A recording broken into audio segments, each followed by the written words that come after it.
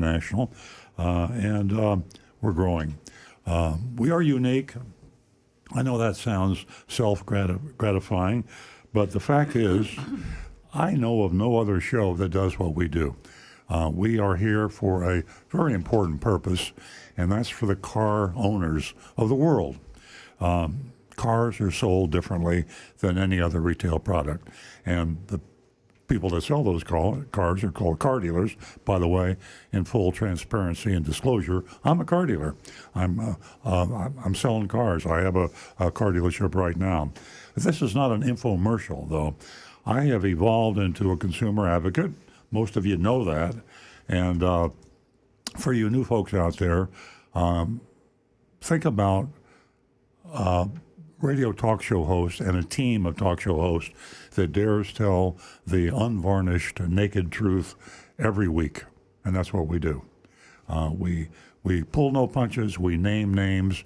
We have a mystery shopping report. You'll hear that later on in the show, where we visit a car dealership in South Florida, and we pretend to buy or lease a car, and we tell exactly what happened. We name the dealership, the salespeople, the management team, everybody. And we've been doing this for 17 years. We've never been sued, and that's because the truth is a perfect defense against libel and slander. That's exciting. That's unique. Plus, we answer your questions. Cars are technical miracles now. They are caught up in the knowledge revolution, the digital explosion, the artificial intelligence, all those other crazy terms that nobody ever heard of 20 years ago. And we have cars now that are very complicated. So I remind you, as I said in the introduction, I've got a man sitting to my right here in the studio. His name is Rick Kearney, and he's worked for me for over 20 years. I know him very well. He's still fixing cars, but what he's doing today bears no resemblance to what he did 25 years ago. He has truly become, I call him an auto computer scientist, because he has to be that trained. He spends a lot of time in school, online, and in class, because every time they come out with a new model car, things are changing radically. You've probably got a car now that's 5 years old, 6 years old, 7 years old. Those cars are changing every year. If you have some questions about cars, you call Rick Kearney. And the call-in number is very important, 877 960-9960.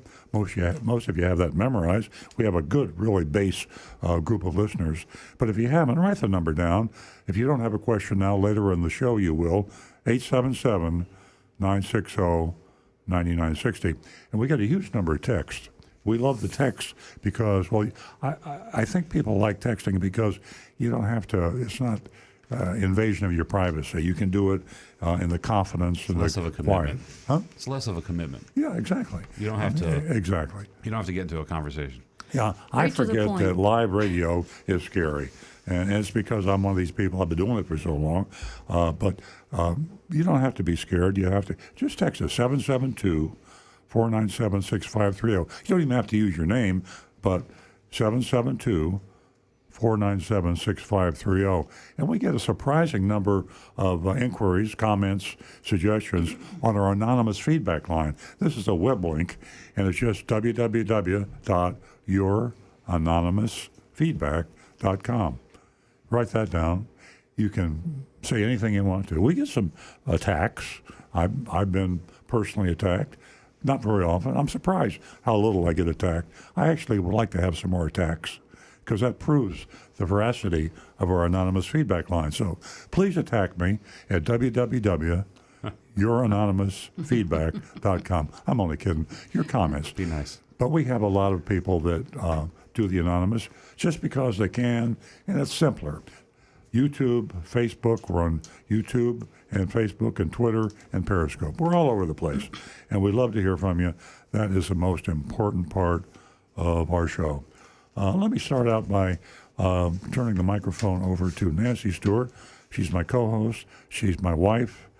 She's the love of my life, and she's also a very, very strong advocate for you female listeners.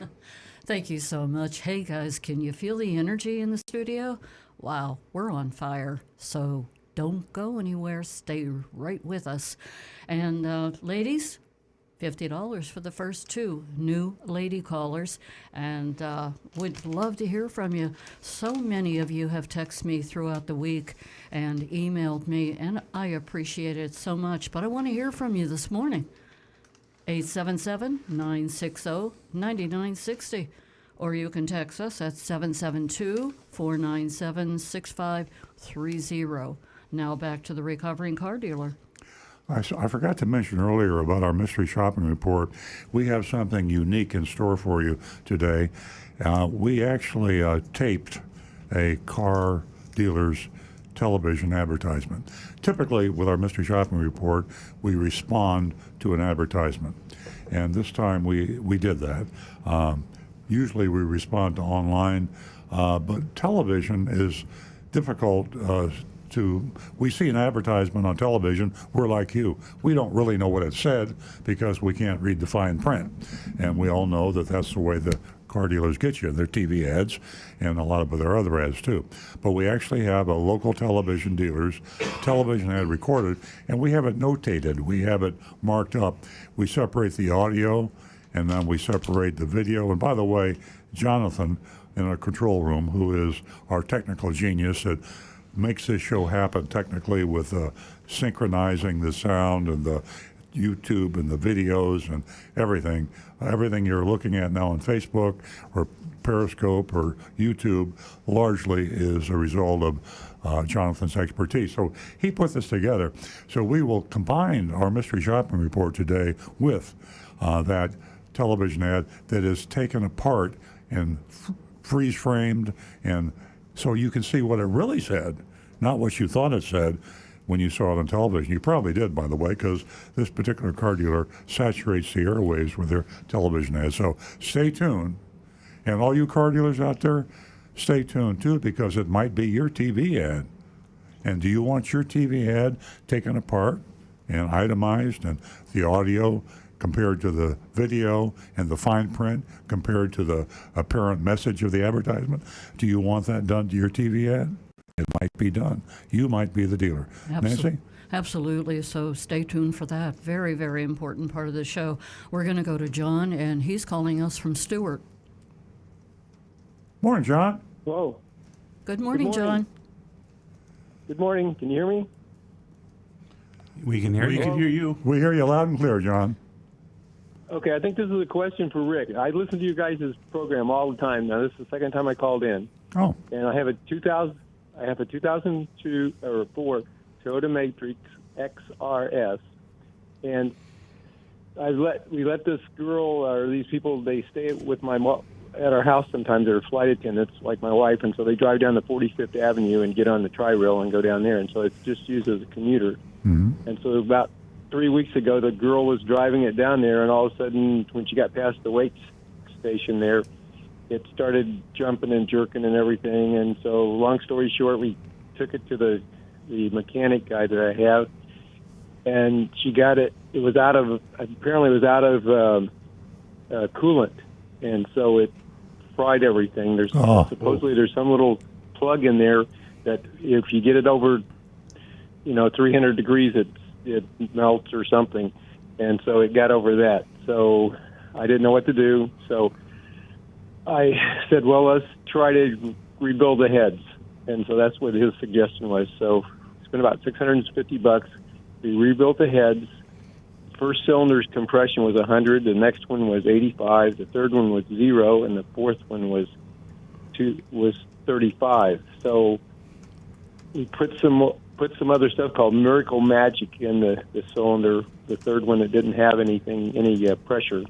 And so I'm waiting to see what happens, but I mean, I don't know is there anything else I can do because it doesn't have any pressure. I guess the rings or something aren't.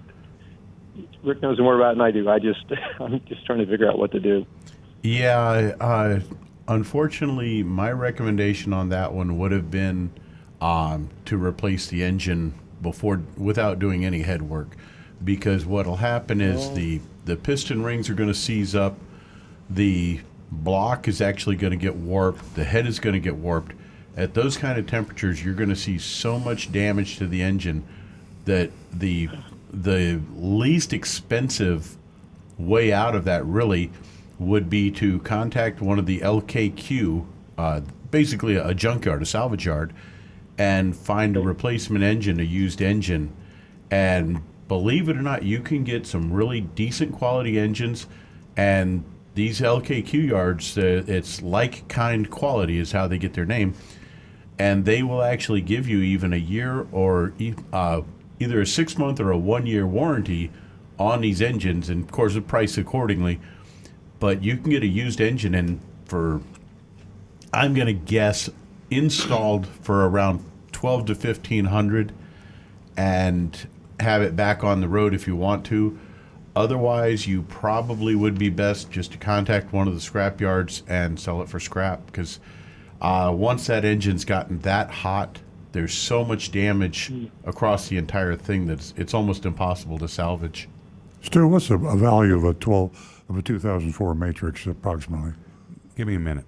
Okay, we'll check that out. The reason I asked that, John, is that you really are. It's not economically feasible to spend over half the value of a vehicle on a repair, because then you have another repair that pops up later on. But this idea about the used engine is a great idea if you're going to go that road. And as Rick said, the test of buying a used engine is, do they have a good warranty? And this LKQ is one of the ones. Is that LKQ.com if I wanted to look for a used part? That would be the way on. Yeah. And basically, it's a nationwide network Yeah. of salvage yards. Yeah, they're very sophisticated. I hate calling them a junkyard. I used to call them junkyards, but this is a highly sophisticated, a reliable source of parts now, and we use it in our dealership, and a lot of other dealers will use that when all else fails. If they're trying to do an economic repair, the used part is a great economic solution. About how many miles are on that Matrix? John, how many miles on that 2004 Matrix? I think we might have lost John. If you're still listening, John, let's assume it's a lot of miles. I mean, Yeah, it's I put in 125,000. That's probably Yeah. could be light. Don't know. It's not worth very much. Average auction prices from Mannheim is running around $1,700. yeah. So you're getting Okay. you're getting over half the value of a repair, and so it's something you probably just ought to pass on and just try to buy yourself a good quality later model used vehicle would be my recommendation. John, I'm sorry. Hey, can you hear me? Oh, I hear you now. Yeah, I didn't hear you a minute ago. Yeah, but no, I lost you. I lost you, and I called back because. Oh, great. I got the L. See, where's it at? LKQ stands for Like Kind Quality, likekindquality.com, and it's a reliable source with warranty on the used parts they sell, which is key. And we were talking about the value of your 2004 Matrix is such. Yeah, I didn't hear that part. Yeah, the value of your 2000. What was the value estimated value? About $1,700. About $1,700. If you were to sell it wholesale, you could retail it maybe for over $2,000.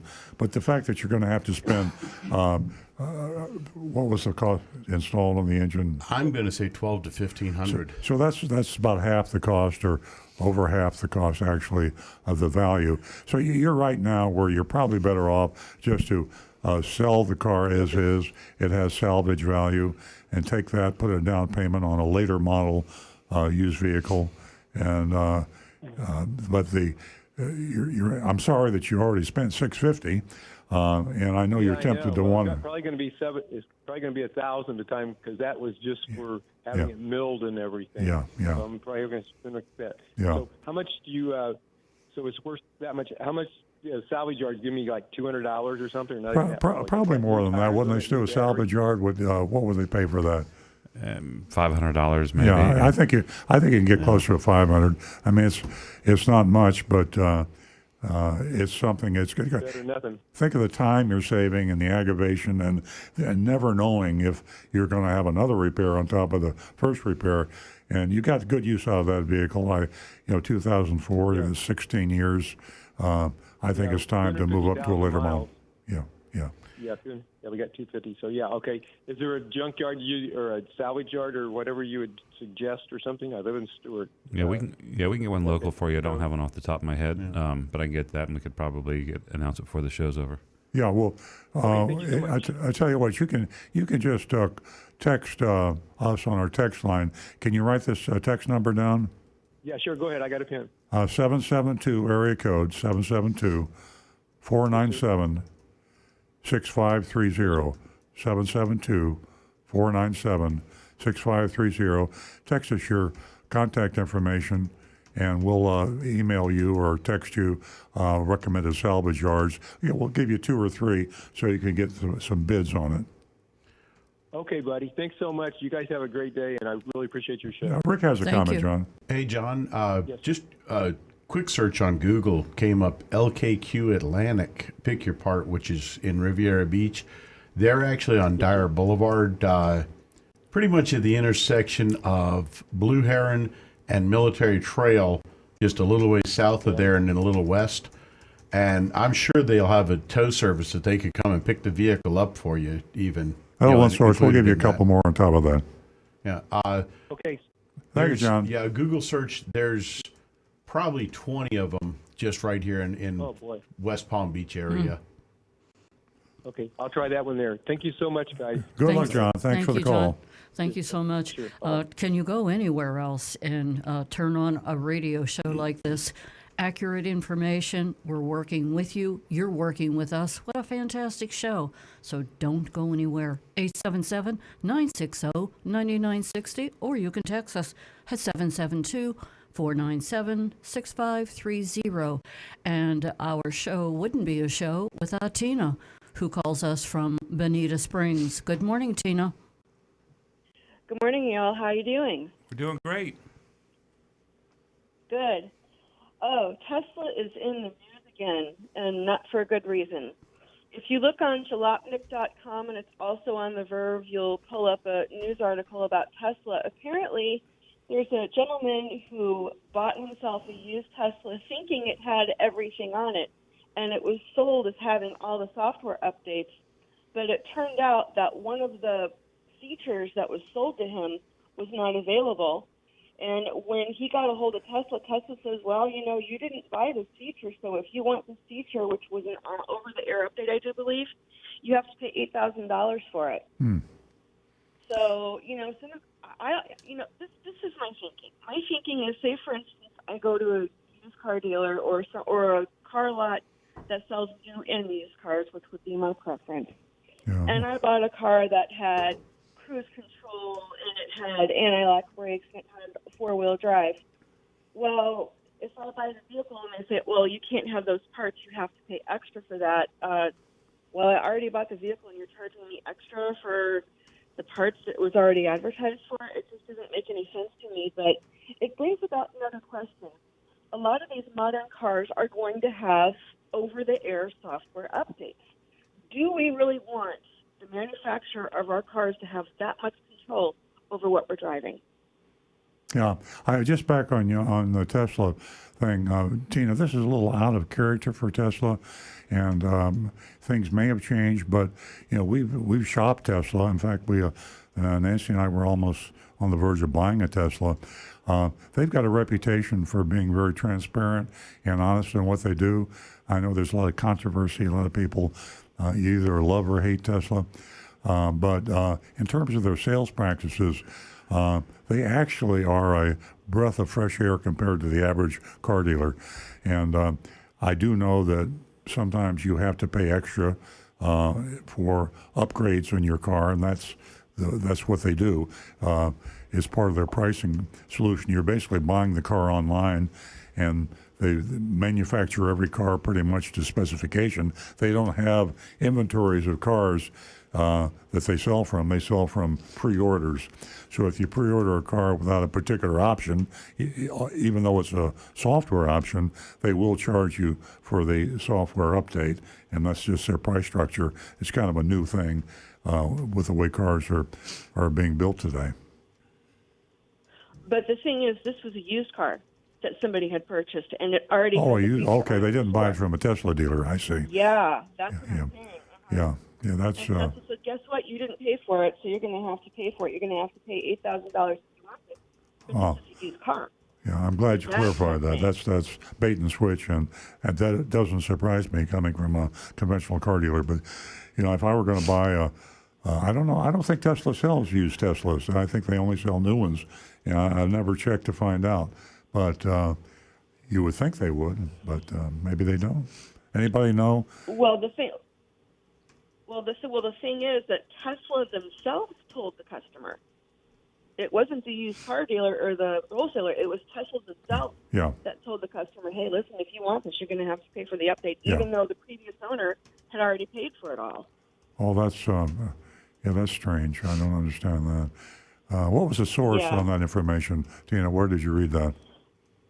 Jalopnik, Jalopnik, and then it's Great also website. on the Verve, Yeah. VERVE. Yeah. Well, if that happened, that's wrong, and shame on Tesla. But I think it's a fluke, my personal opinion. I don't think, to my knowledge, this is the first time I've heard of Tesla directly flim-flamming anybody. But it could happen, and things change. When Tesla first came out, everybody thought it was a perfect car, and then 2 or 3 years later, they found out some of the cars weren't so good after all. So things do change. You can't just form an opinion about any vehicle manufacturer or dealer and figure it's going to be that way for a long time. Things do change. Yeah, and Consumer Reports has never been a fan of Teslas, as we all know. So if you want more information on Tesla, just pull up Consumer Reports, pay the very nominal fee for a subscription, and you'll find out more information if you want to know. I got you. Well, thanks, Tina. That's very good information. What else is on your mind this morning? Well, the other thing that I wanted to mention, kind of a follow-up, is my mom. She went online last weekend and looked up the make and model of their vehicle, and they are not under the airbag recall, so they're okay. Good. Everything worked out as far as that went. You pick up the paper every day, there's another recall. I just found one on Hyundai, 540,000 Hyundais recalled or something like that because they're catching on fire. And it was on page, I think, 18 of the Palm Beach Post, buried on page 18 of the paper. The interesting thing about this is the Hyundais, the cars will catch on fire even when the engine's not running. So how'd you like to buy a Hyundai, drive it home, park it in your garage, go to bed, and then 3 o'clock in the morning, the fire department knocks on the door, says your garage and home are on fire. That's one hot vehicle. Yeah. That's really scary. And they don't even, people don't get excited about it. That's what amazes me is it's a SOB. It's life. Yeah. Hey, Tina. Just as a matter of a public safety announcement, if you smell smoke or if you see anything coming up from under the hood of your car, get out immediately because cars catch fire and they'll be engulfed in seconds. Yeah. Stop the car first, though. Yeah, right. Yeah. We had a couple of Roll. comedians here this Jump morning. out and roll. Hey, Tina, back to your original topic, Tesla. Yes. As we all agreed, you can buy a used Tesla, but you better be serious about it because you're not going to get your deposit back. You have to transfer that to another used Tesla. Just a heads wow. up. That's good to know. It is. Tina, thanks so much for your call. And thanks for supporting the ladies that call here. And what do you have to say about that? Wait a minute. Rick has something to say first. Can I read a quick thing from Jalopnik here about this particular story? I just found it, was looking at it. Let's recap this. Let's recap a little bit at this point. A Model S with enhanced autopilot, which includes the summon feature and full self-drive capability, is sold at auction. A dealer buys it. After the sale to the dealer, Tesla checks in on the car remotely and decides that it shouldn't have autopilot or full self-drive capability. The dealer sells the car to the customer based on the specifications that they were aware the car had and were shown on the window sticker and confirmed via a screenshot from the car's display showing the options. And later, when the customer upgrades the car's software, autopilot and full self-drive disappear. Apparently, Tesla in that software update, decided those features shouldn't be available on that car anymore, and they took them away. Well, Theft. again, we have one source, and we need to check the validity of that. I would think that if someone were to go to Tesla on this, there might be a different story, but you never know. And it is worthy of Yeah, mention. but either way, the customer Customer felt got, They were got like, screwed, yeah. Well, wait a second, this is yeah. here's the response from Tesla. This is from Tesla customer support. Tesla has recently identified instances of customers being incorrectly configured for autopilot versions that they did not pay for. Since there was an audit done to correct these instances, your vehicle is one of the vehicles that was incorrectly configured for autopilot. We looked back at your purchase history, and unfortunately, full self-driving was not a feature that you had paid for. We apologize for the confusion. If you're still interested in having those additional features, we Send can me a begin the check. process to purchase the upgrade. Okay, I think we beat that to death. And Okay. I think We have a call waiting. Okay, we have. Thanks very much, Tina. We're going to do a little further deep dive investigation on that, and thank you very much for the call. And we have another call. Thank you, and You're very welcome. see you later. Thanks, Tina. Bye, Tina. I know what you're going to say, Tina. I'll say it for you. But we're going to go to John, another one of our favorite callers from Palm City. Good morning to everyone. I have the answer to John from Stewart Wrecking Yard in his area. Oh, great. It's on Salerno Road.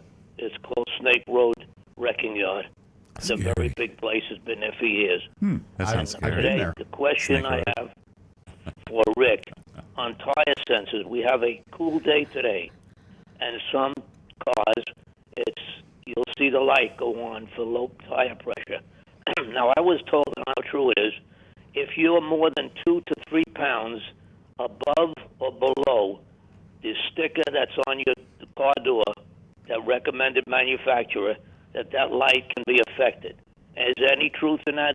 2 to 3 difference from what the door sticker says, that light can come on for low tire pressure. Is that true? Very close. It actually is going to depend on what's called the threshold. The electronic sensors, you can program this either with the scan tool, or there's ways to do it with the reset button, where you set the level, the air pressure that you want that light to come on. So you can set it to come on, say, at 25 pounds, at 28 pounds, at 30 pounds, 35, whatever. And when the pressure falls below that level, that's when the light will trigger. So if your threshold is set close to where your tires are, and we get a nice cold day, of course, typical physics, low temperature lowers pressure, and that air pressure That is effectively Avogadro's comes down a principle. little bit. That is Avogadro's principle. Avogadro's principle. There you go, Stu. Yes. Physics. Okay, now I have an exact example. It's a 10-year-old car, 2010, okay? And the man that I spoke to, it says that he was told that one of the batteries is completely shot inside. I guess it's a tire sensor and a computer combined. I don't know what it looks like. And he said that it has to be replaced, and there's another one that's weak. They do some kind of testing on it. Now, what I want to ask you is that an expensive process? They say the tire has to be taken apart because the computer is inside the tire near the valve stem. So he said that the car is 10 years old, and he said, I may not even fix it. I may just put a piece of tape on my dashboard. I said, that's not very smart because it's a safety feature. You know, you do use the car on 95, even though he doesn't put a lot of mileage on it. But I said, if it's one that's shot and the other one is weak, put all four on. Would that be a very expensive process to install new tire sensors, 4 of them? Well, the tire sensor itself with its battery actually is the valve stem now. And Okay. we drove cars for 100 years without them. If if your tire sensor goes bad and you don't want the expense of replacing them, just ignore the light and check your tires once a month for air pressure, or maybe a little more often. Replacing them requires actually breaking the tire loose of the bead, replacing that sensor, the valve stem. But then on Toyotas, it has to be reprogrammed by way of a computer so that it let an outside scan tool computer that tells the car to accept these new sensor codes and read those sensors and ignore the old ones. Some cars can now, you simply replace the sensor, put it in learning mode, and it goes right through. And yeah, it can get expensive because the sensors are over $100 each. Okay, does the tire afterward have to be rebalanced? Only if it's completely removed, which we don't do that. Oh, I see. It has a way that you can break the bead and just stick the new sensor in, I imagine, right? Yep. But there's no way is that a battery combined with a computer, but there's no just changing the battery, right? Nope, it's all one unit, just a sealed unit. Well, I also pointed out to him another fact, that he's a snowbird, and the car gets transported back and forth to the New York area, and I said, by truck, to deliver door to door. I said, also, just remember one thing, you have a mandatory safety inspection in New York, and if you try to go through that with a piece of tape on the dashboard, you're going to fail tremendously. So that's another factor, but it's safety more than anything that's involved. So my advice is to fix all four. And by the way, I said to him, I'm not sure. I think he has a full-size spare. If it's a full-size spare, that also has a sensitive tire sensor in also? Some do. Oh, okay. All right.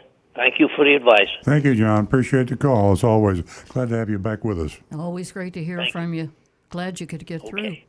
Have a wonderful weekend, John. Give us a call toll free at 877. Welcome back, Nancy. Welcome back. Thank you so much, John. 877-960-9960, or you can text us at 772-497-6530. And don't forget, www.youranonymousfeedback.com. We'd love to hear from you. We have a caller, excuse me, from Tampa. Welcome to the show. Tampa caller, good morning. Hello? Good morning. Good morning. Hello. Could I have your name, please? My name is Sydney Mondesi. Sydney, thank you for calling. What can we do for you? I have a question for Rick. Okay. I have a Toyota Highlander 2013. I got 143,000 mileage on it, and it started burning oil at 121,000. I don't know why, and there's no oil leak, nothing, but it's burning a lot of oil. Yeah, unfortunately, sometimes engines do wear a little quicker than others.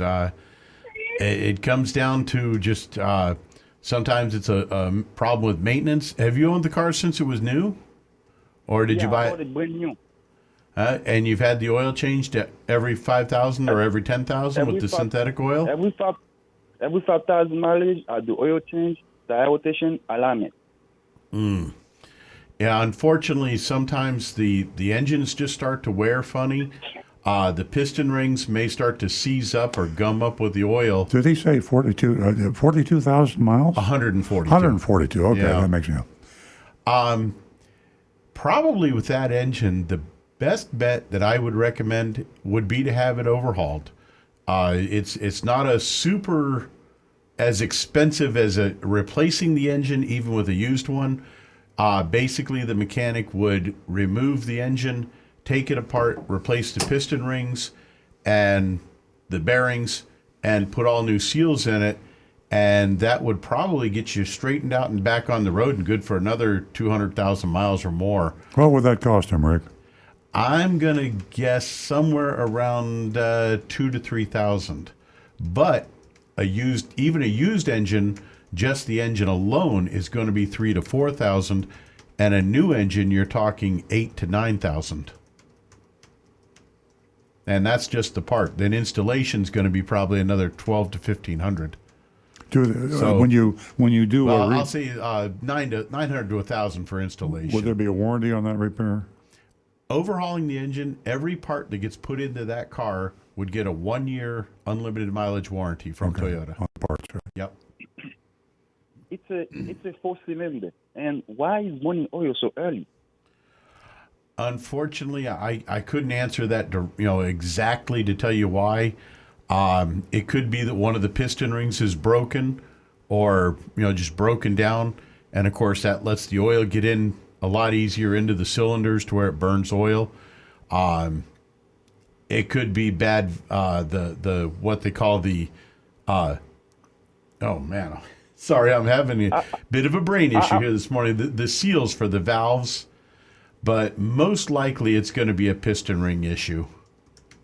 About the PCV valve. I'm sorry? The PCV valve, do I need to change it? Generally not, because PCV valves anymore, there's really no maintenance to them. And the only thing that really happens with them is that they get plugged up, and then that would actually stop it from having oil burning or even having those extra gases. You could give that a try. It may help improve that oil burning a little bit. But if it's going through a lot of oil, then you may need to have it overhauled. And I have another question for Al. Recently, I bought a Subaru Legacy 2019 in September, and it just has 5,000 mileage. And I went to Subaru to have it maintenance. They tried to charge me over $100. Why? And I told them I got 3 years, 36,000 mileage warranty, and they say it's not free anymore. Why should they change it? Oh, I don't know. I'd be writing the manager's office saying, wait a minute, because if you've got paperwork that shows that you should have paid maintenance, and especially on a 2019 Subaru, I'd be taking that paperwork and be in the manager's office and saying, hey, what's going on? And put it in writing. I would email them first and let them know that you were misinformed, and now they're reneging on what they told you. Taking it up the ladder anytime you're mistreated in a car dealership is always better. If you can get up to the general manager or even the owner, often you'll get a complete satisfaction, and you're dealing with somebody on the line there that are on commission. Suddenly they change their mind when their boss finds out about it. And the problem I have, they didn't tell me before about the car, and they give me a number. I call. When I call, I tell the guy, if I knew I would have paid for that, I will not buy the car. And I tell him, you're lucky I cannot return it. If I can return it, I will buy a Toyota. Yeah. It's one of the reasons one of my latest columns was never go car shopping alone, because oftentimes it's the salesman's word against yours. If you come in there with a friend or an advisor, it's at least 2 against 1. Unfortunately, the way cars are sold today, salespeople will deliberately misrepresent something to sell a car, and then they'll deny having said it.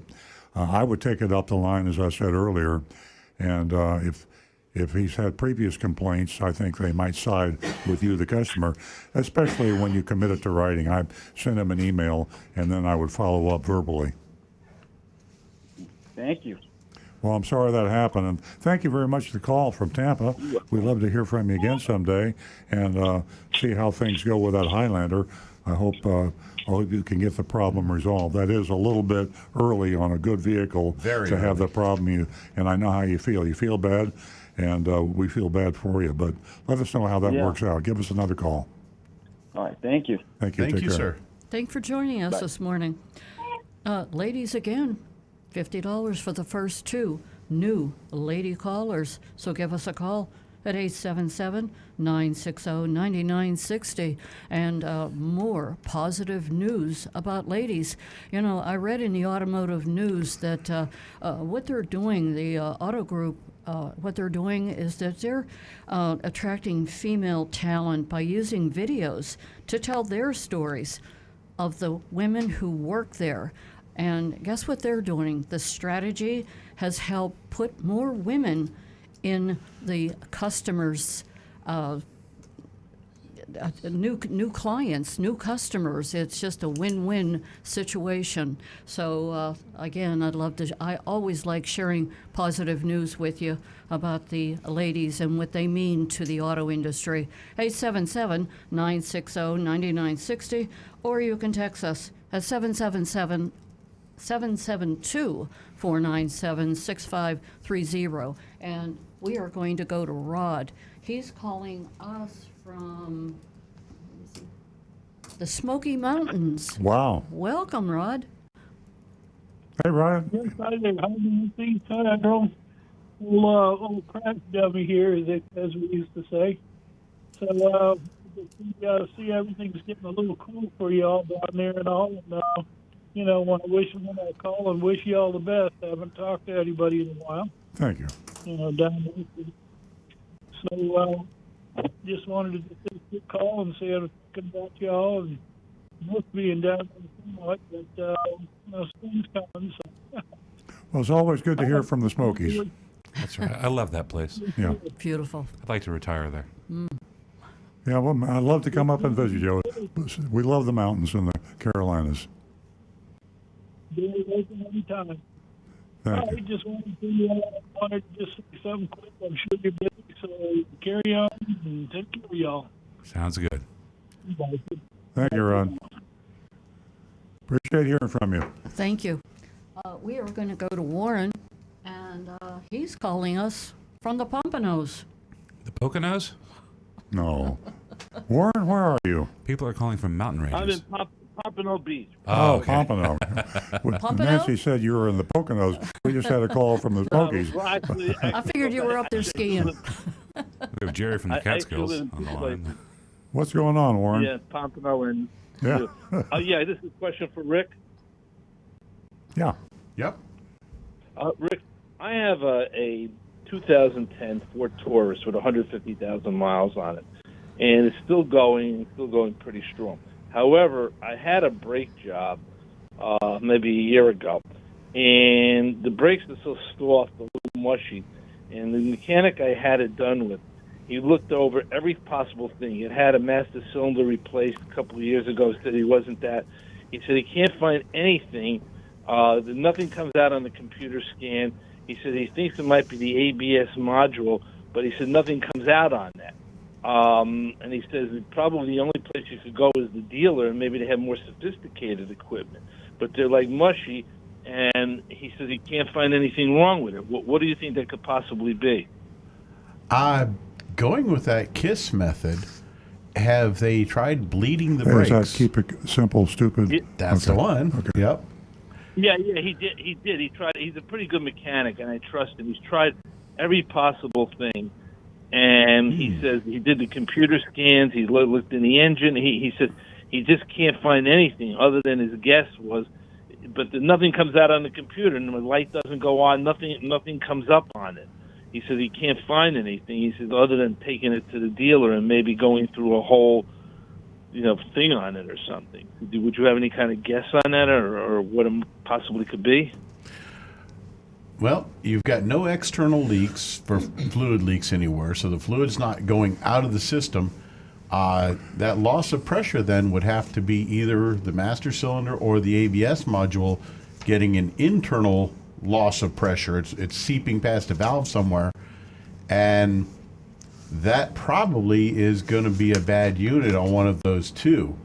Because I know, and the reason I ask about bleeding them is because air in the system, obviously when you step on the pedal, if there's any air in the system, air compresses, but fluid does not. That's why you get a mushy feel to it, when you have air in there. Rick, would if he went to a Ford dealer with Ford's diagnostic equipment, would that pick up either of those two? It's possible. Yeah. It's possible. And what would be the diagnostic charge to do that for approximately? Because I know, I'm going to say probably between $100 and $150 would be just a base diagnosis, and if any competent dealership for that amount should be able to give you a reasonably solid diagnosis of what's going on. One of the big advantages at this point of going to the dealership is their guys have probably seen this issue, especially because Taurus is such a popular car. They've probably seen this 50 times over. And so they can say, oh, yeah, we know what that is. Good point, yeah. Yeah, absolutely. Anytime your local mechanic, even though he's a good guy and smart, can't diagnose a problem on a car, you're always better off to go to a dealer. But buyer beware, ask them ahead of time I need to find this. I have to have this problem diagnosed. Put your diagnostic machinery on it. What are you going to charge me?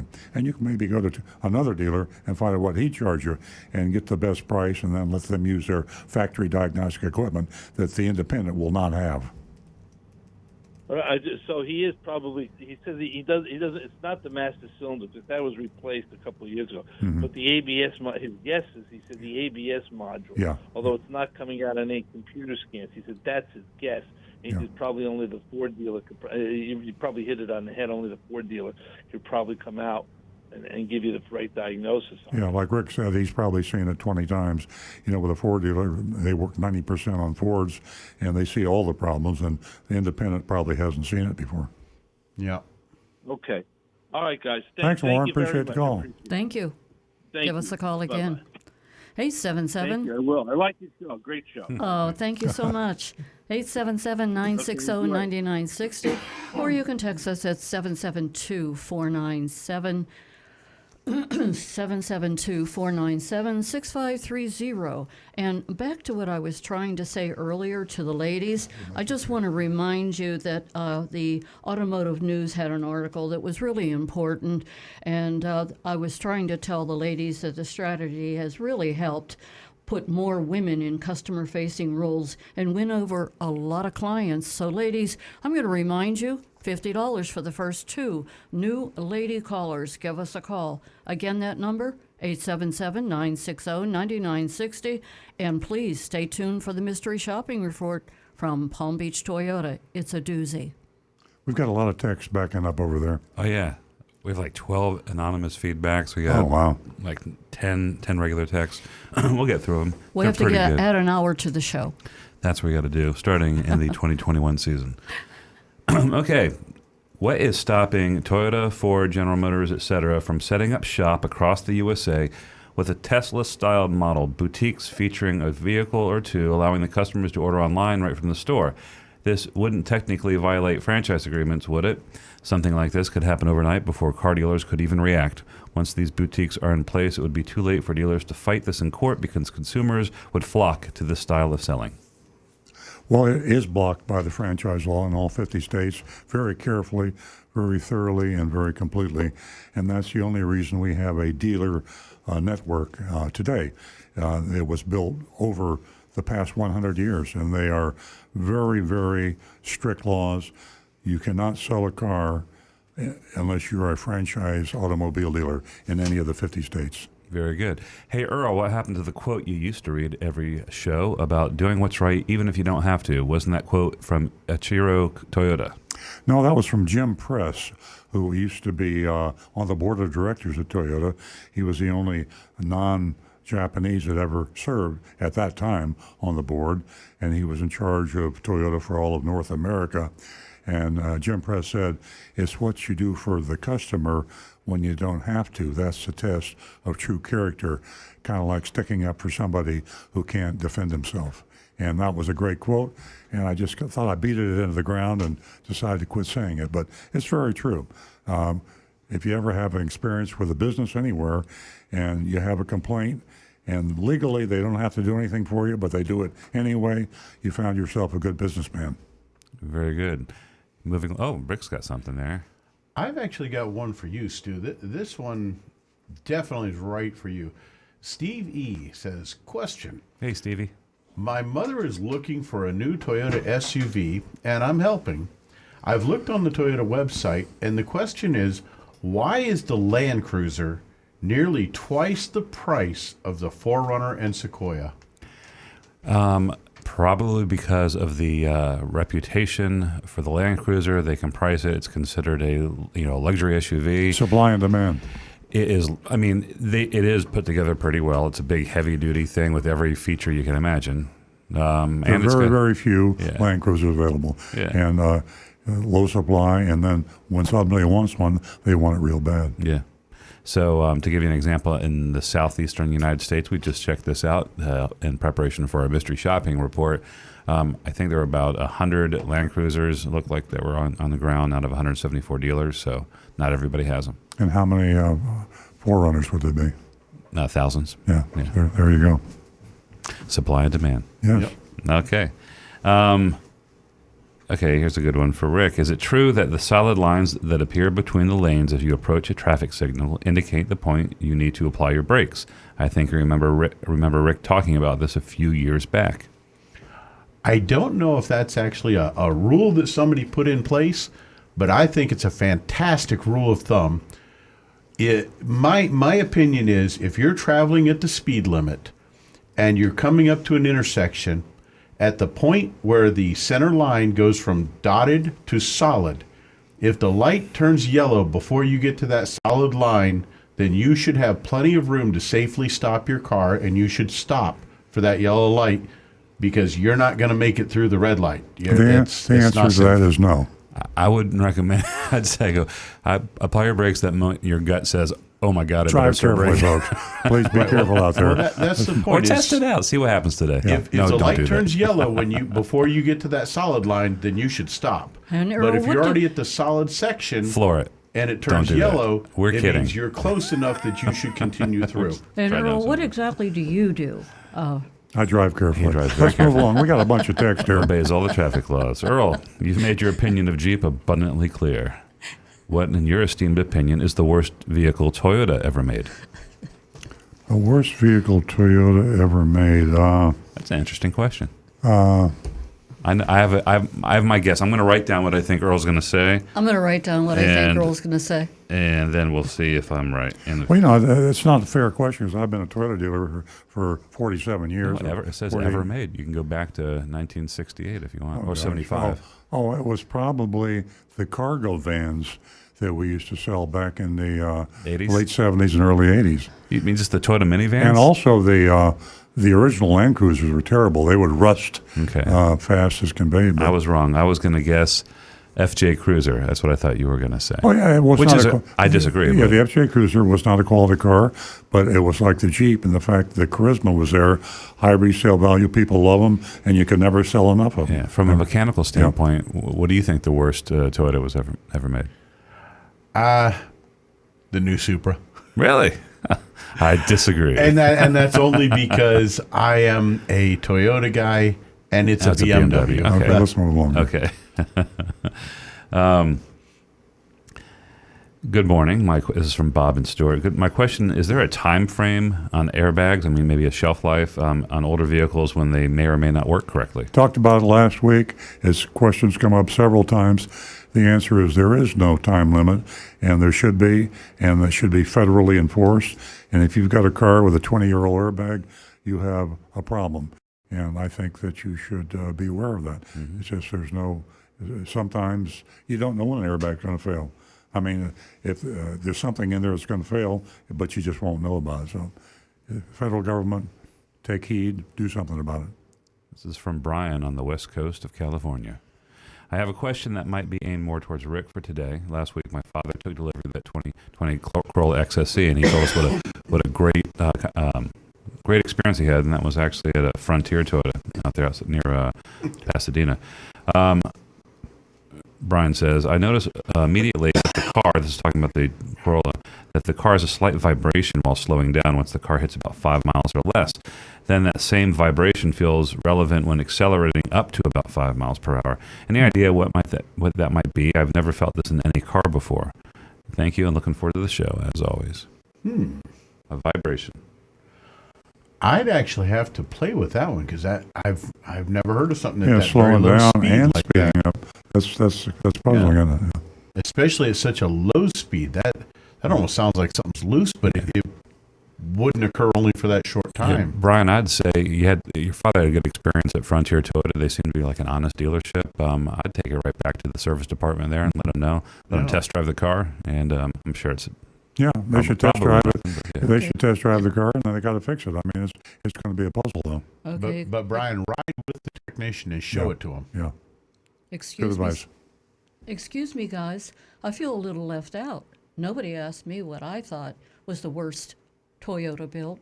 Would you like my answer? It's a little delayed. Tell us about your Barracuda, though. I'm going to knock you off that chair. Hey, Tercel. The Toyota Tercel. Worst built. Okay, thank you. Okay, next text. This is anonymous feedback. Oh, good. It says, how come you don't give Nancy the respect that's due on the worst Toyota question? I'm just kidding. That didn't say that. That might be coming in, though. Dear Earl, I just listened to your show. This came in after we concluded the show last week, and we're just catching up to it.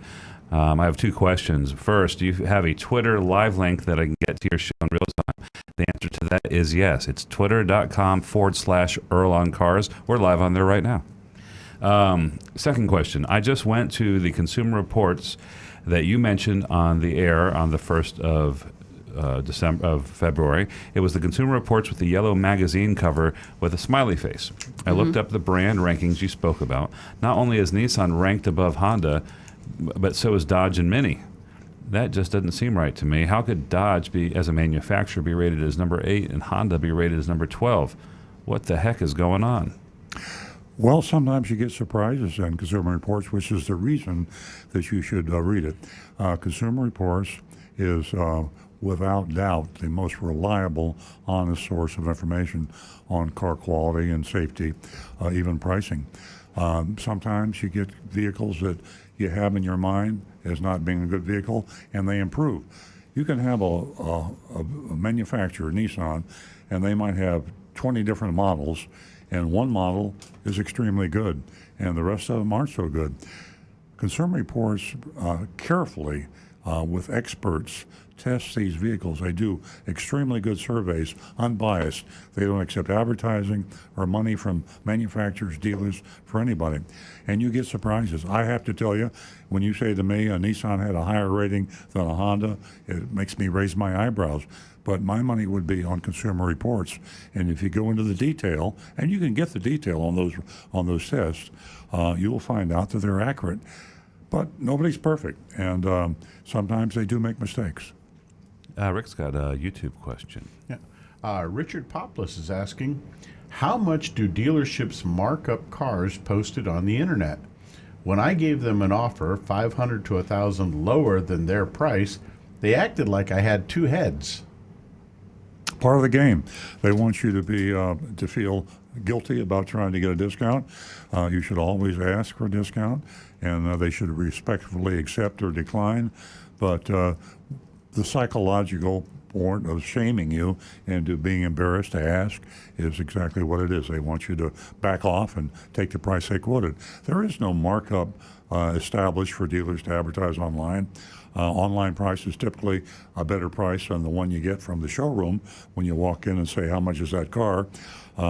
They will post their best price typically online. What you need to worry about is that an out-the-door price, meaning are they going to sneak in dealer-installed accessories, and are they going to add hidden fees? And they will answer is yes. In most dealerships, they will do both. So the online price is a lower price than the showroom, but it's also a price that's full of hidden fees that you have to pay when you actually try to buy the car. And CHJ229 is asking, where do I check to see which dealership is on your recommended list? You go to earloncars.com. On the panel on the right side of the web page, it says important links, and among those important links are the recommended dealer list. Yes. And we update it every Saturday as soon as we pass or fail our mystery shopping target. And remember, buyer beware. Even on the recommended dealer list, we grade on the curve. So we have no perfect dealers, including our dealership. But nobody's perfect. Always be careful when you buy from anybody, and always shop and compare the price, the out-the-door price, with other dealers. Never fall in love with a dealer and decide that he's such an honest person and he gives you such good prices that every time you buy a car, you buy it. Shop and compare every time you buy a car. That is because a car dealership is a beast with many heads. Yes. You got the dealer's head, and you got about 20 salespeople's heads. Exactly. And anybody can do their own thing. Jay wants to know, aren't the solid lines and intersections indicative of a no lane change zone? Yes. Yeah. Next. I remember from my driving test back when I was 15 years old. Okay. This is a follow-up on anonymous feedback to the Consumer Reports comment. The same issue of Consumer Reports has the Nissan Rogue listed as the second most reliable, and the Toyota RAV4 listed as the 5th most reliable. Check out page 59. Something is amiss. I did check out the Consumer Reports, and like you just addressed before, that's the way they called it. It is what it is, Yeah. folks. Full transparency, we are a Toyota dealership. The folks in this room are affiliated with Toyota dealership, and we think we sell a good product. To be totally honest and transparent, there are other products that are better than Toyota's. If you go through the entire line, Toyota has, 25 or 30 models? Yeah. All the other manufacturers have 25 or 30 models. So if you love Toyotas, that's a nice thing to say, but you might find a Honda model that's better than the equivalent Toyota or a Nissan model. Things ebb and flow. Yeah, even some of the manufacturers out there with bad reputations will have a model that's pretty good. So you can't paint any manufacturer with the same brush. Yeah. Go to Consumer Reports, and even Consumer Reports can be mistaken. Could be. I know. I hate to overcomplicate things, but you do realize that There's no magic bullet. no magic bullet. And if you can buy a car that's rated high by Consumer Reports and find out you have problems with it. Yeah. And you can buy a car that's rated lower by Consumer Reports and you won't have any problems. That's right. Why? Because every car that comes off the assembly line is a little different. Yep. And Rick will tell you this. He works on these cars and he'll find the exact year, make, model Toyota that has an oil consumption of half of what the exact same year, make, model Toyota has. Cars vary when they come off the assembly line, and there are lemons that come off the assembly line. So it's a crapshoot. It's also a matter of degree when you rank things. Like, for instance, on Consumer Reports, the Nissan Rogue is recommended on not just reliability, overall higher than Toyota RAV4 in the 2020 model. Mm-hmm. It's close. They have a 75 score and Toyota has a 72 score. But the other thing to bear in mind is a lot of the repairs that we see that would maybe a Consumer Reports tester might see is fixed with a software update and things like that. So if you buy one that's not rated as high, doesn't mean it's going to be the worst car. And conversely, like you said, you buy the highest rated one, you might have a problem with it. Unless you're highly anal, obsessive, compulsive like me, I would just go with the recommended cars on Consumer Reports. In general speaking, I would not buy a car that was not recommended. But if it was recommended, I'd feel safe. Even though there was another model that was ranked numerically a little higher, I would go with the one I like the best. You can't go wrong that way. And also something that I don't think that Consumer Reports addresses is the likelihood of a manufacturer helping out the consumer if something's not technically under warranty, things like that. And you got to find the right dealer, you got to find the right manufacturer. Yes. Okay, good day, Earl. I would like to know from all the crew, Nancy, Earl, Stu, and Rick, if they were sending their kid away to college and a car was necessary for them, what car would you choose? And FYI, no SUV, even small ones, as the kid driver is only comfortable driving small cars. Thank you and love the show. Let me jump in because I'm sending a kid to college. I want to go first. And I'm not gonna plug the car that my son Jake, who is 17, graduating this year from Dreyfus, he is driving a vehicle that has all the safety features, and so that's what's most important to me. I mean, I guess the old rule of thumb was, you get a kid, a cheap used car, and you can still do that, and that might be a reality for probably most people. But if you can afford it, we definitely look at something. And not to overdo the Consumer Reports thing, but you also want to find the consumer high safety rating by Consumer Reports. So that's what I did. So my son is going to college in a car with extremely high Consumer Reports safety rating, also with good fuel economy and some other things. But safety is paramount for me. And Rick, what were you going to say? Toyota Corolla. Yeah. It's simply, if you watch today and count the number of Corollas that you see on the road any year, Toyota Corolla is everywhere. Those cars last. Yeah.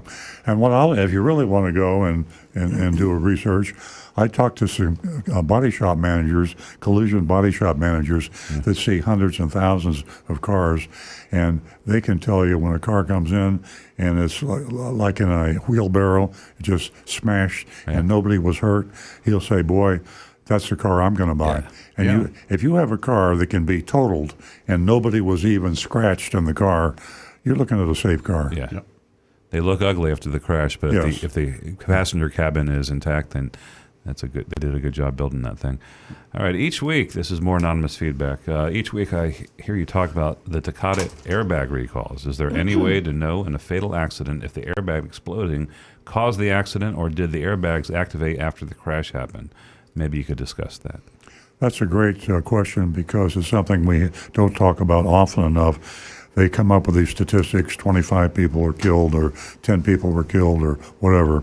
It's impossible to tell in a bad accident what the cause of death was. Maybe not impossible, but the fact is there are no autopsies performed.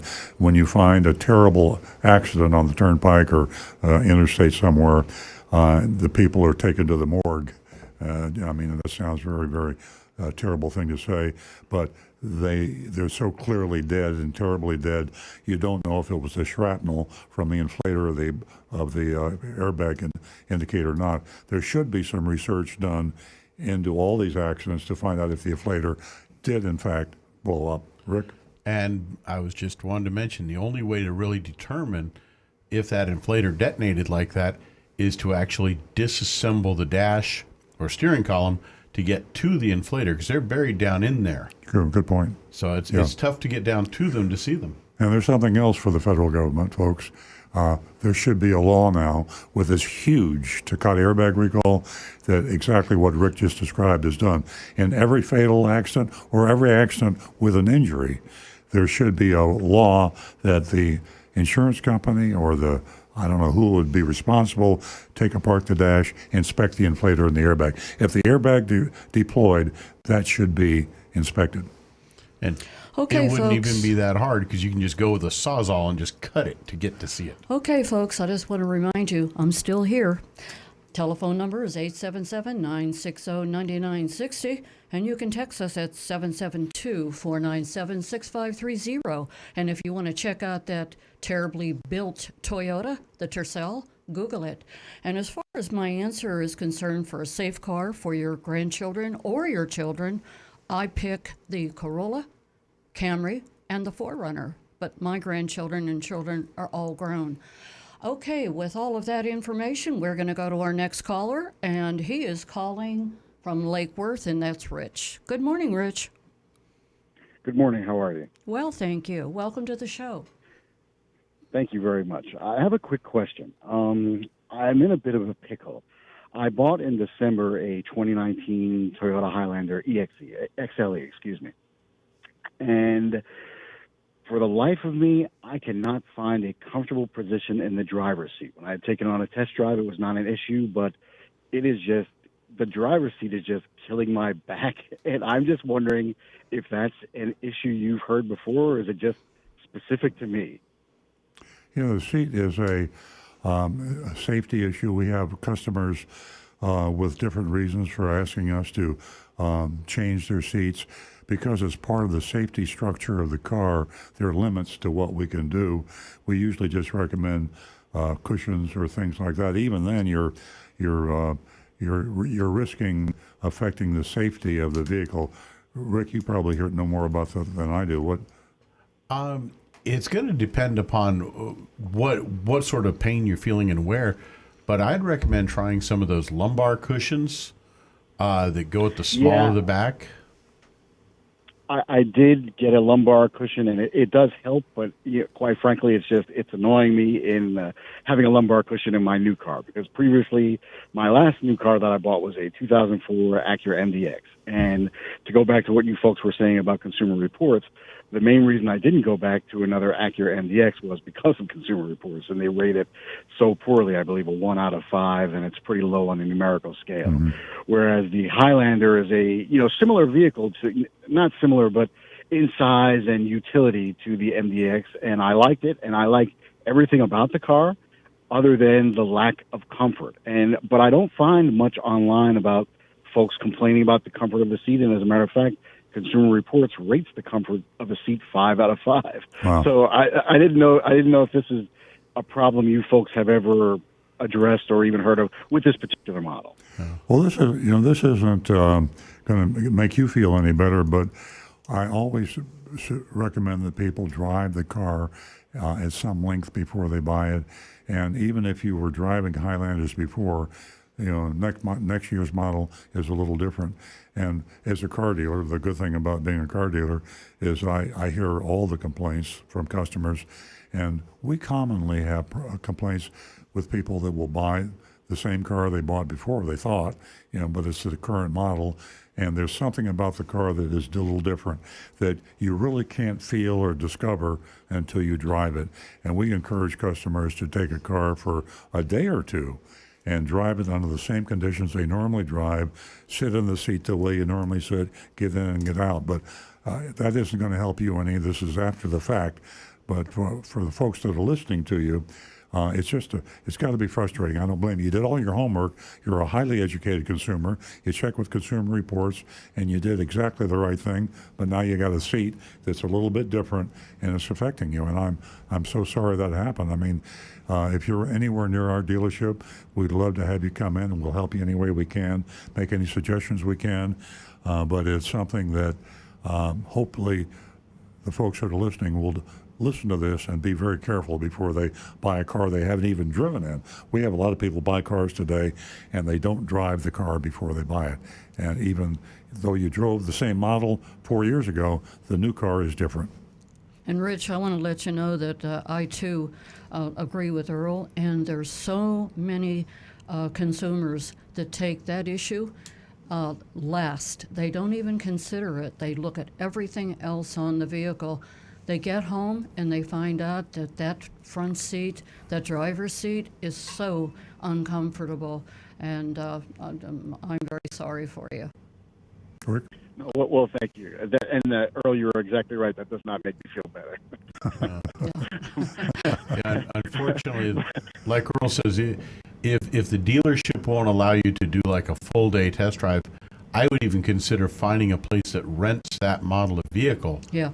And rent a car, if you pay $50 or $60 to rent it for one day to drive that thing around and really run it, it's unfortunate because the problem is that, even sitting in this room right now, we've got 4 different people in here with 4 vastly different sizes and shapes to the 4 of us.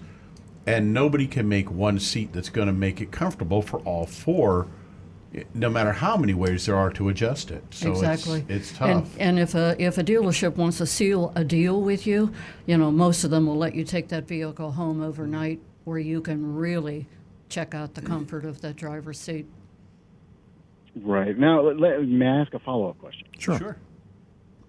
Just based on what you were previously saying just moments ago about Consumer Reports, and the main reason why I stayed away from another MDX, would you, because it gets such a low score on the Consumer Reports rating, stay away from the MDX? Now, I had the other MDX. I still have it, actually, and I have had it pretty much trouble-free for 220,000 miles.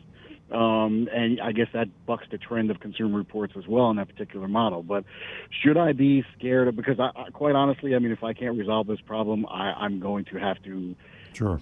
Probably either get another car or figure something else out. But I think it might be another car. And I'm just wondering, should I be so scared away from the car just because of Consumer Reports? My answer to that would be it's just statistics and probability. You could get that. That's an Acura, right? You get the going back to the Acura. You could buy that car and you would love it and never have a problem with it. But statistically, the odds are higher you will have a problem with it based on the Consumer Reports testing. Let me ask you this: this testing that you're talking about is on the current model new car NVX, right? Yes. Okay. Well, it would be 2019. 2019. I hadn't looked at the 2020 because I was looking. Consumer Reports does 2 types of testing. They do the testing on the new vehicle. They probably did that in 2019, and they give a rating. And that was based on a survey of customers that had bought the car and their own testing. There's a big difference between testing a car when it first comes out and then giving the results of having driven that car for 3 or 4 years. They test the cars later. That's where they give their reliability and maintenance and cost sort of evaluation. So the testing of Consumer Reports on the new model car is not as reliable as the one on the 3 or 4. If you'll recall, Consumer Reports gave Tesla a perfect rating, the only time they ever gave a 100 rating to any car when it came out new, and then 2 years later, they dropped it off their recommended list because it was a great car when it was crispy, fresh, new when they tested it, and 2 years later, there were a lot of glitches that were coming up. So, not to overcomplicate this, but it's just a matter of playing the odds. The odds say you're better off not to buy it, but you could win the lotto and never have a problem with it. Okay. Okay. All right. Well, thank you. I sure do appreciate your input. Sorry, I guess I'll figure out where to go from here. Couldn't answer the question, but we tried. Thank you, Rich. All right. I appreciate it. Thank you. I've actually got a couple interesting quotes on YouTube here on Consumer Reports. Stevie says, Consumer Reports, I'm a subscriber, and I think the issue is that they treat issues with the infotainment and air conditioning the same as issues with the engine and transmission, meaning they would kind of lump everything in as their total number. I don't think so. I think they break that out. If you look at the detail on the Consumer Reports, they tell you specifically how they rate it, and then they have a cumulative total. Not that the infotainment isn't going to be part of the rating. But it could be inconvenient to get that fixed, but they have reliability and then also owner satisfaction, and then they break it down into a whole bunch of other categories. And then Gearhead 10 says, Customer Reports is a joke. Can't believe you all recommend them. They're biased. When scoring a car, they survey their subscribers. Complete joke they are. I'm sure you will disagree because you're obsessed. You're obsessed with them. I have a family member that works for/with them. It's all biased. Well, that's what makes a horse race, right? Difference of opinion. There are people out there that just don't agree with anything. And I guarantee you can't take a source or a book or anything or person and get 100%. So your opinion is Consumer Reports is a joke, and unfortunately, not in this polarized nation that we live in. Exactly. Right. But if there's one thing that has got the most respect and it's better than Motor Trend. It's better than anything. They're not perfect though. They're definitely not perfect. Nope.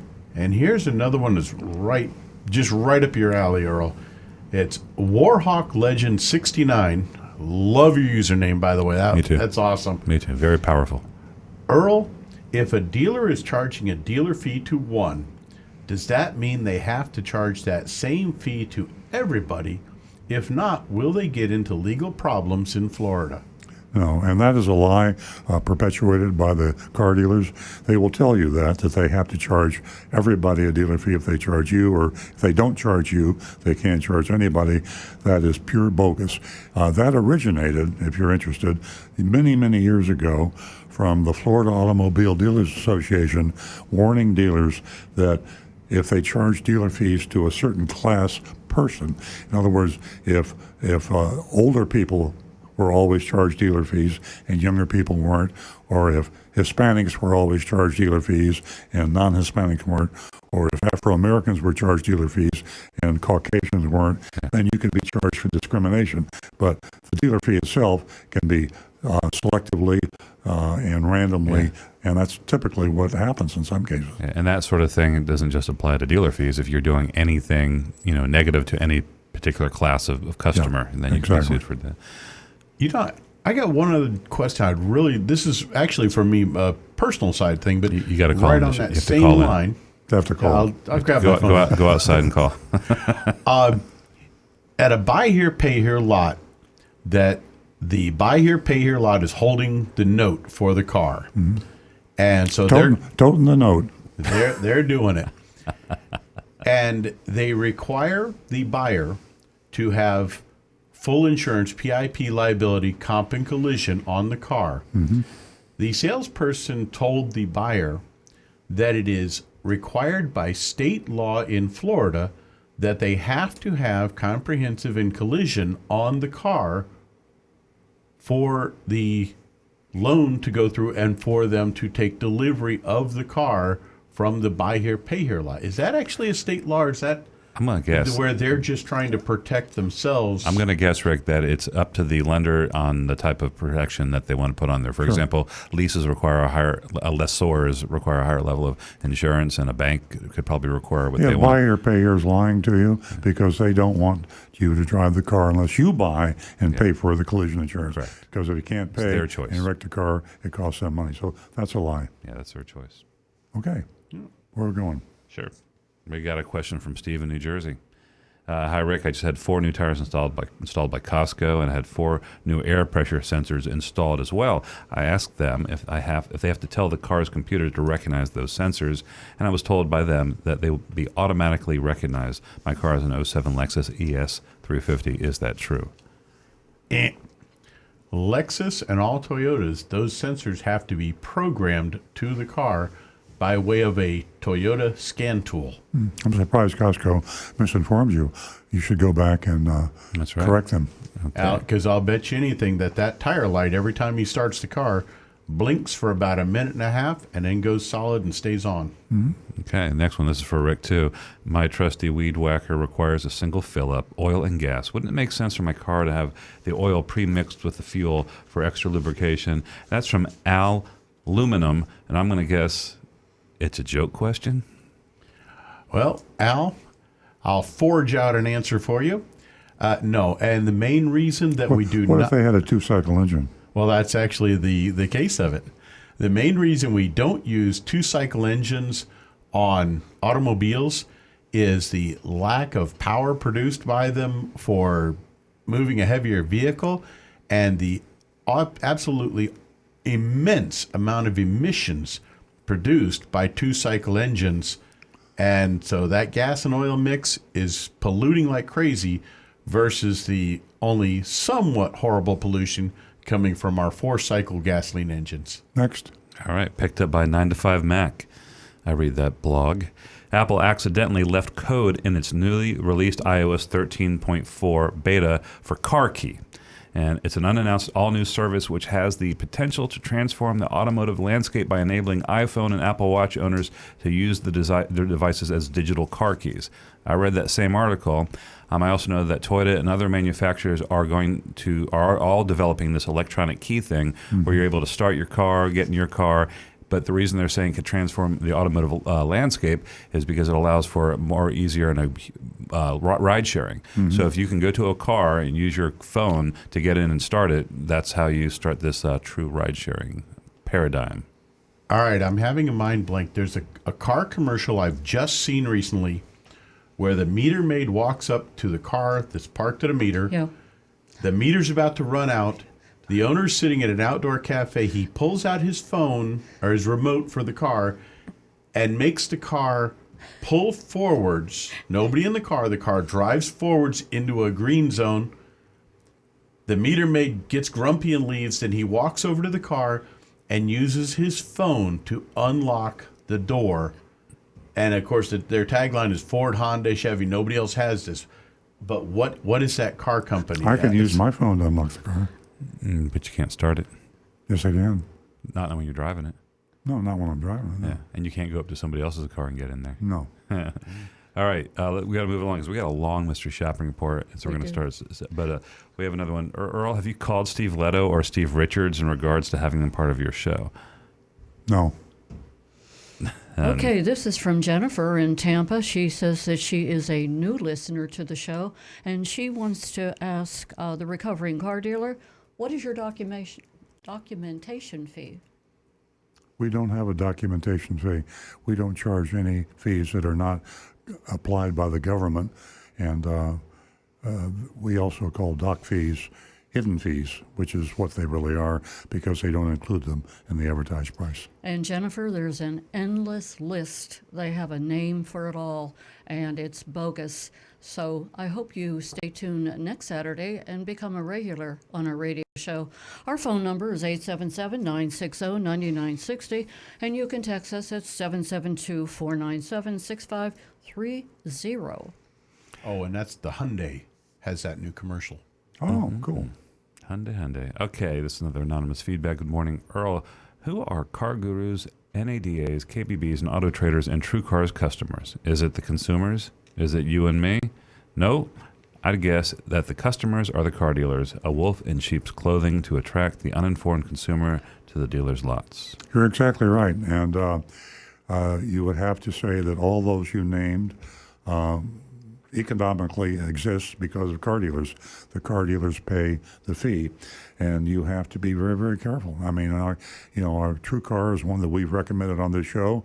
We say the same thing about True Car, Car Guru, Auto Trader, Cars.com. They all get their source of revenue from the dealer. One of the reasons I go back about Consumer Reports is they don't take any money from car dealers, auto manufacturers, or anybody else. They are a non-profit. They exist strictly on donations, and you can't get any more squeaky clean than that. Nancy. That's the Nancy. It says, "Good morning. I have a mission for you, should you choose to accept. I think you might appreciate this callback to your past, a trip to the scrapyard. I recall a show from last year where you mentioned going to the scrapyard. I need a radiator and radiator fluid reservoir for my 2002 Civic. Can you help me? Thank you." Okay, I think we mentioned a scrapyard, junkyard this morning, and a very popular one because back in my day we called them a junkyard. Rick, can you add to that? LKQ. Yep. There you go, LKQ. Like, kind, quality. That's the only way I can remember that. Like, kind, quality. Yeah. LKQ.com. Yes. Another one, by the way, I had texted our wholesale guy, Ted, for these. He recommended LKQ. The number is 800-962-2277. The other one is You Pull and Pay. I'm familiar with that one as well, and that's 561-793-3808. That's You Pull The and one Pay. that bothers me is Snake Road Wrecking Yard. I do not But drive it's on probably a Snake great Road. place, but I'd drive. change the name if I were them. Well, Snake Road is actually the road that it's on. I don't care. And the county named I that don't one. even want to walk on Snake Road. I've been I'm not going there. to drive on Snake Road. Yeah. It's a great lot. I've been there. I'm glad. It's right at the intersection of Snake Road and Spider Boulevard. Yes. There you go. Hey, guys, just want to alert you, we're 4 minutes, to the mystery shopping report. Timing is perfect because I got one more anonymous feedback and one more text. Great. This one's going to be real quick. What's Alan's recommendation for preventing your fake leather seats from drying out and cracking? I think Rick was spot on in regards to keeping the seats clean, but I'd also like to maintain their current pristine condition. Isn't a conditioner of sorts required for this? I texted Alan. Alan said get a just your regular commercial leather conditioner. And that's what he recommends. Oh, well, commercial leather conditioner on artificial leather. Yeah, that's Interesting. what it says. Counterintuitive, as they say. Mm-hmm. Now And 2 minutes. all right, we're catching up. Hi, this is Steve from New Jersey. Ever able to ask the Consumer Reports author of their crash test biased how male-focused testing puts female drivers at risk? The author stated that female drivers and front seat passengers versus males, they're at a 17% greater risk of death and a 73% greater risk of serious injury from an accident. Okay. All right. Okay, folks, don't forget that column that Earl writes every week. And boy, I'll tell you what, you can't read this enough. And that's Never Go Car Shopping Alone. And you can get that in the Hometown News, and you can read it at Earl on Cars. Florida Weekly? And the Florida Weekly. And to your text, Stu, I talked about that from the Consumer Report because they were recognizing the fact that women and children have not really been recognized, their body frame, which puts women in a very vulnerable position. Okay, folks, we're moving into our very special mystery shopping report, and Jonathan in the control room now is going to put a video on, which is a video of a television advertisement by the target of our mystery shopping report, which was Palm Beach Toyota. And they're located, of course, in West Palm Beach, Florida. And they're on, was it Southern Boulevard? Southern and Congress. And Congress. Palm Beach Toyota, they're an extremely large dealership. I would say the largest in Palm Beach, Martin, Broward, not Broward, Palm Beach County. Total volume, do a lot of business. They're owned by the Penske Auto Group. So, Jonathan, you're in the other room. I can't see you. You can see me. Let me know if you can play that, or should I start in on my... Why don't we start? We probably get up to the spot in the report where you would cue Jonathan. We'll do that. Okay. This week we're taking a break from our Takata investigations and turning our attention to car dealer advertising. Our weekly mystery shopping report used to focus almost exclusively on car dealer advertising, and we've exposed about every trick in the book. We've seen ads with enormous and too good to be true discounts, ridiculously low car payments, and impossible offers for trade-ins. We've seen promises for guaranteed finance approval and offers for huge cash prizes. At the heart of these ads is a simple concept: bait and switch. Bait and switch. The bait, attractive offer, and the switch, less desirable deal, often far less, that awaits the customer who falls for the bait of the ad. We've done less mystery shops on car dealers advertising lately, mainly because of the shift to digital advertising away from newspapers. Hardly ever see an ad in the newspaper anymore by a car dealer. There were 2 this morning in the Palm Beach Post. A lot of digital advertising is targeted down to the individual consumer online and on social media. It's a lot harder for us to find them. Did you know that with the what they call it geofencing, car dealers can find out where the people that they typically sell cars to live, and they can put that in that area, that zip code. They can target your home, and they can come after one person or a zip code or a multiple zip codes.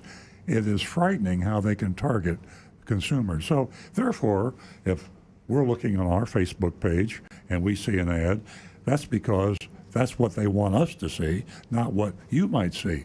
Everybody sees something different. Very interesting. We have also seen a reduction in many of the most outlandish ads. Consumers have wised up, and car dealers know it. Car dealers have wised up too.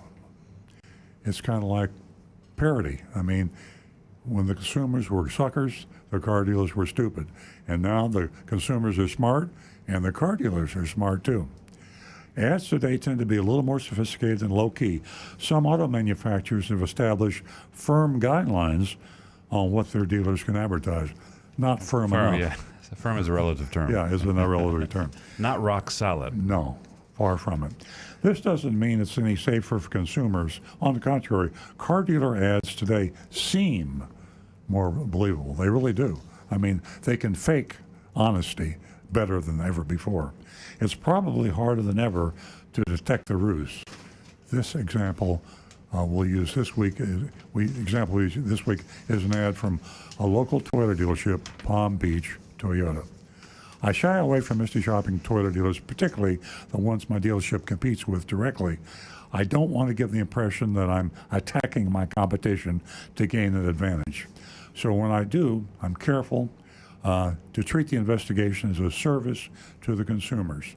And you regular listeners to know the show know we shop everybody. We shop, Hyundai. I mean, we shop everything. Yeah, we can't take Toyota off the list just we can't. because we're... Toyota's the largest. They sell more cars than anybody else in this area. I mean, in Florida and the southeast United States, they're number one.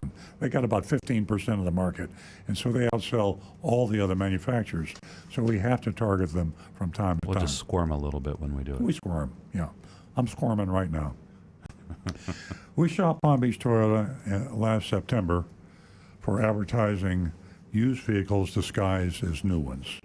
I mean, that's pretty low. The ad we looked into was an online offer for completely redesigned 2020 Corolla starting at $14,977. Now, at some point, Jonathan will be... Yeah, I'll give you... Let me know. I'll give you the signal. Yeah, I'm just talking now because we have that TV commercial that's going to be coming at us, and you will see what we saw when we decided to try to buy the car that Palm Beach Toyota was advertising. Our shopper discovered that the advertised car was in fact a used rental vehicle. Making matters worse, the advertised car was no longer available for sale. This is the previous shop we did. Yeah, that was the online ad. The online ad. Yeah. And not the one we're talking about now. And the salesperson switched our shopper into a more expensive car. Yeah. Let's run the spot now.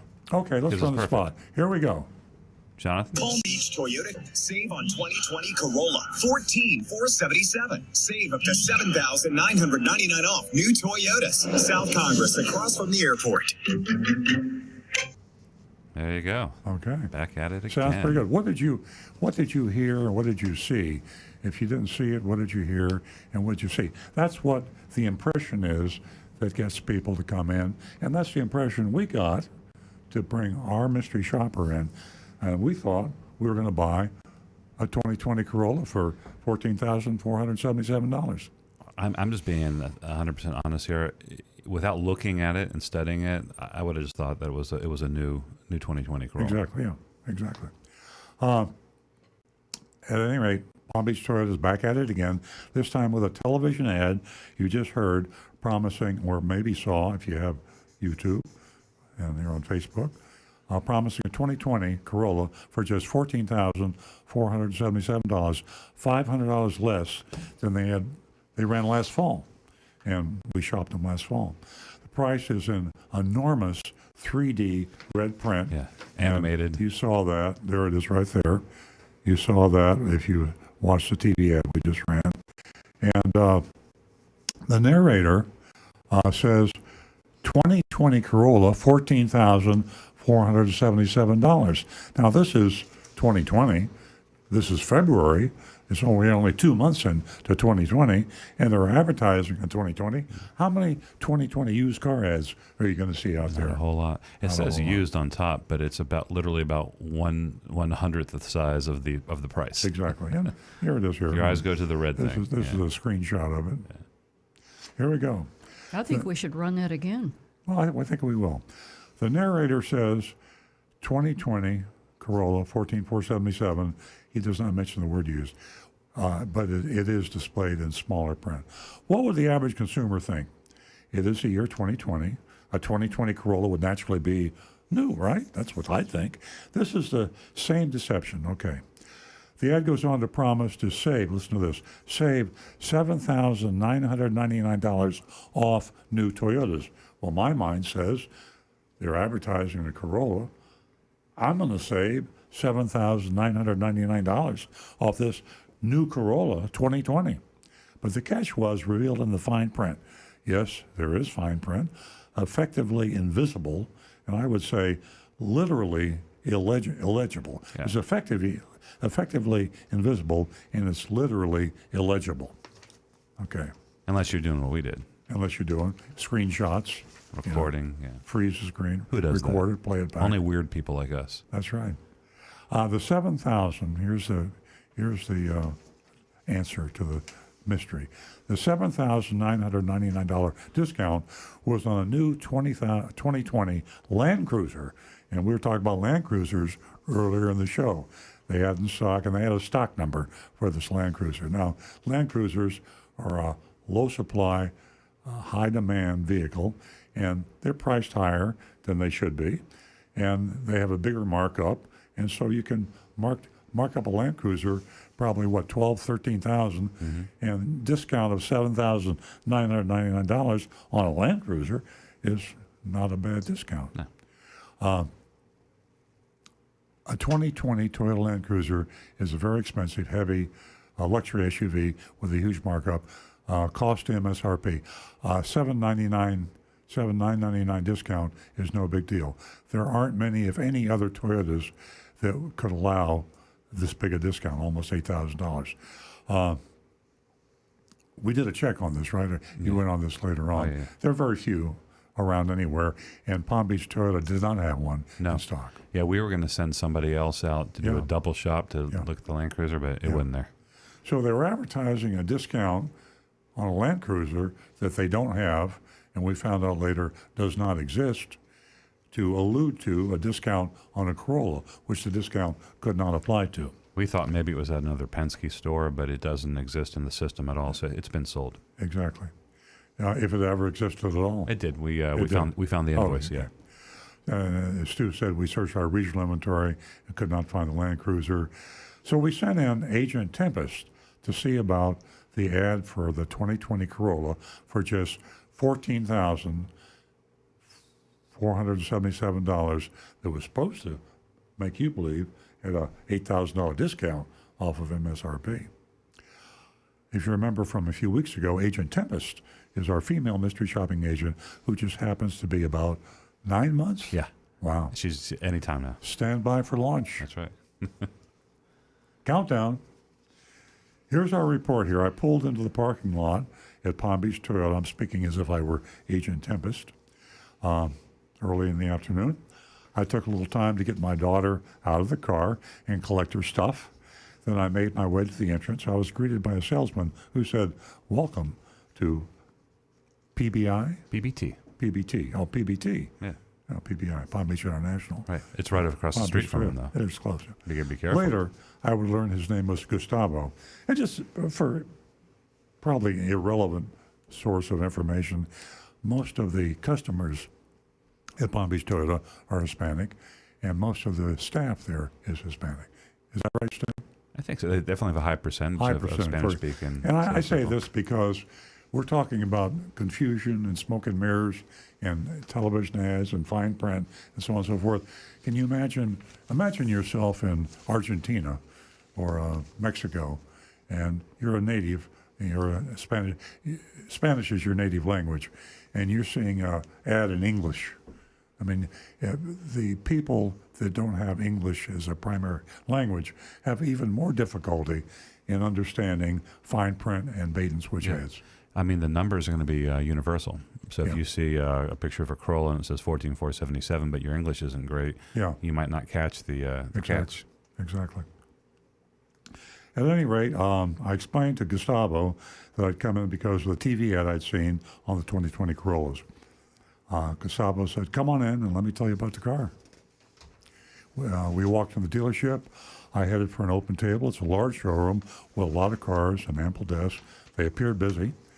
We sat down and got right to it. Gustavo used an iPad to find the car I'd asked about. He pulled up their website, tried to find the advertisement. He said he couldn't find the $14,477 offer. That's peculiar because they're advertising it on television. Mm-hmm. But he couldn't find the offer. He did find a $15,557 for a 2020 pre-owned certified used car. So he couldn't find the advertised car that was on television, but he found a used car. I asked him, what about the $14,000 one? And I thought it was a new 2020. Are you telling me it's used? He explained to me that it wasn't technically a used car, as it never had an owner. However, it was used as a courtesy vehicle by the dealership. Now, here we get into smoke and mirrors and fog. What is a used car? The legal definition of a used car is a car that's been titled. In reality, if a car has got a lot of miles on it, it's been driven, it's a used car. But now we're tap dancing. This is the smoke and mirrors. Pettifoggery. Exactly. I expressed my dissatisfaction. I told him that this was intentionally misleading. Gustavo explained the new Corolla LE would be around $19,000. Yeah. Man. That'd be a good That's price. a leap. Yeah. Huh? Oh, yeah. That's a good price. That does include dealer fees. Right. Exactly. I paused and pretended to concentrate on my situation. Finally, I said I'd be willing to consider the certified one. I asked him if I could get that one at the advertised price of $14,477. Gustavo said that the certified one was only $500 more. More like $1,000 more. And it was $1,000 more. He said it was worth an additional $500 because it was Toyota certified, and the one the TV ad was not. Excuse me. Peculiar. My hair's on fire. Yeah. I am looking at this Palm Beach Toyota ad, and I think it's worthy of running again. This is just unbelievable. Okay, Jonathan, run that ad again. Or Ken. He's not ready. Palm Beach Oh, there he is. Toyota. Save on 2020 Corolla. $14,477. Save up to $7,999 off new Toyotas. South Congress, across from the airport. Listen and weep. Short and sweet. I didn't ask him how he knew anything about the one the TV had earlier. He said he couldn't find it. My guess is Gustavo didn't want to find it. Well, I thought it was an interesting point that she brought up was he goes, he couldn't find the ad, but he seemed to know an awful lot about the car, saying it wasn't certified, but he couldn't find. Yeah, exactly. How would he know what she was talking about? Good point. If he can't find the ad, how would he know that? Gustavo went on to explain the benefits of getting a Toyota certified used vehicle, the warranty, the inspection, etc. When he was done, he let me know he was going to bring the Corolla up front and to come back and get me. He asked me if I wanted water before leaving. I said, no, thank you. Gustavo came back fairly quickly. Then we made our way outside and found the car. It was a used 2020 Corolla as promised, a lovely blueprint. Mm-hmm. It's the color of your shirt. Oh, really? Yeah. That's my favorite color. With sparkles in it. That was the color of my Barracuda. Is that right? Was it really? Yes. Gustavo handed, you are the Barracuda. Had leather seats, too. Nancy's making a fist right now. You better Thank you watch that. very much.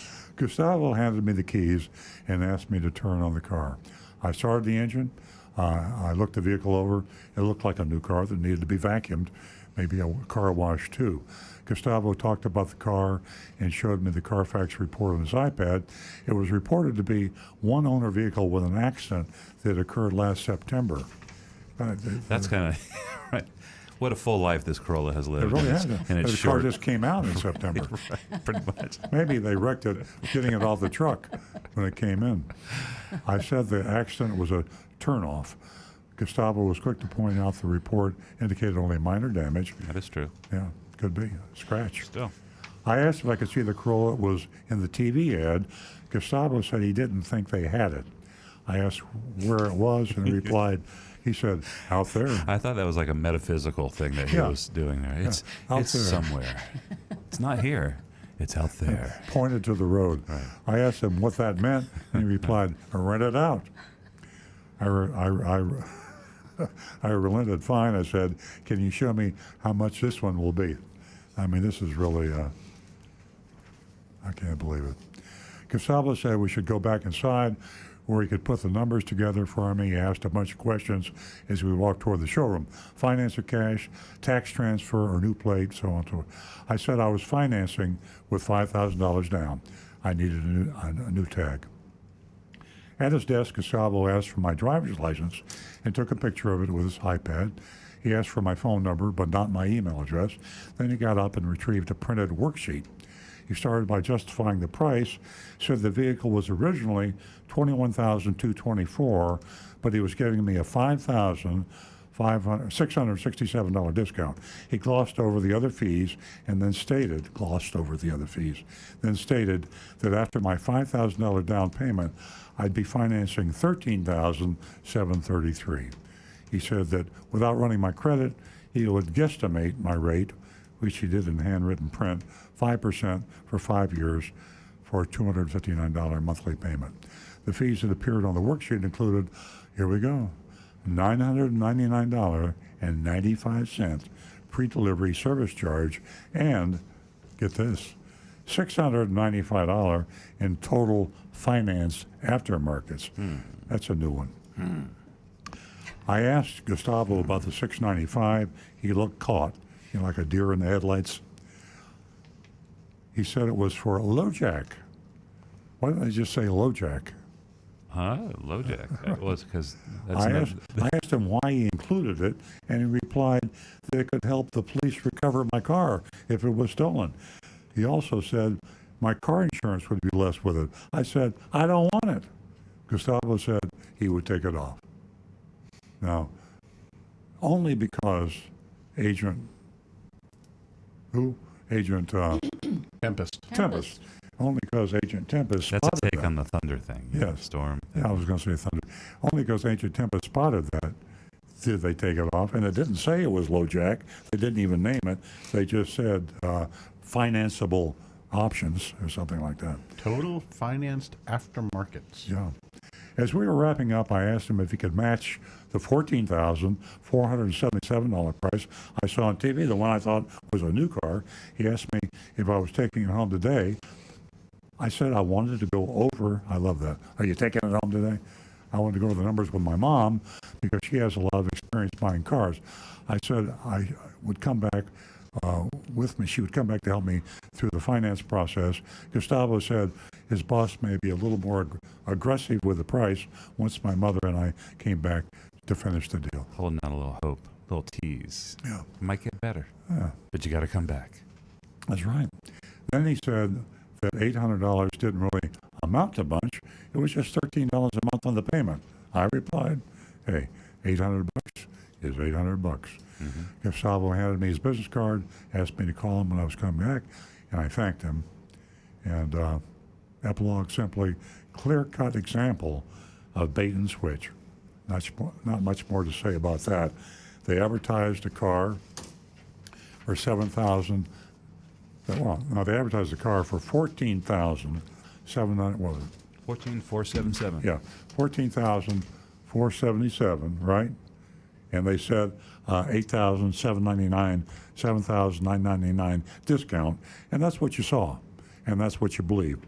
And we played that advertisement twice, if you have video on Facebook or YouTube. And in reality, she ended up paying. Well, she didn't pay, but they gave her a price of $16,252 plus $1,000 in dealer fees, so $17,100. That's a pretty big. And the dealer fees were not included in the fake price, and neither was the low jack, which was added without even naming the product. And there's something else that I would have to say that wasn't added. I believe there's another fee, a tag agency fee. Yeah, $129. And I don't think you see the 129 until you go into the finance office. Not that you see it, but that's where it appears. It's out on of the computer. official legal buyer's order. Yeah. So there we have it, folks. Deceptive advertising, bait and switch. And you actually saw the TV advertisement. What was your reaction if you were able to see it? We'd like to hear from you, and we'd like to hear you score Palm Beach Toyota as to whether or not what they're doing is the right thing. We got 4 grades that came in. Linda gives him a big fat F.